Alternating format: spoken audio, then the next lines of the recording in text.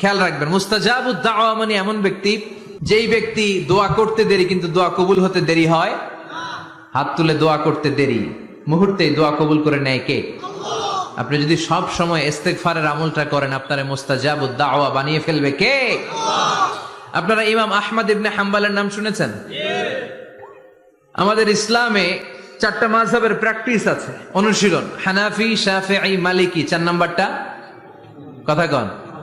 আরো অনেক মাযহাব আছে, কিন্তু এই 4টা মাযহাব বেশি প্রসিদ্ধ। গোটা বিশ্বের মানুষগুলো কোরআন সুন্নাহর আলোকে যে আমলগুলো করে, এটা 4টা মাযহাবের রেফারেন্সের সাথে কোনো না কোনো ভাবে মিলে যায়।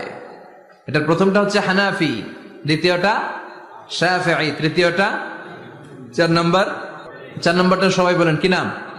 হাম্বলি। ইমাম আহমদ ইবনে হাম্বল এই মাযহাবের ধারক, বাহক, প্রতিষ্ঠাতা।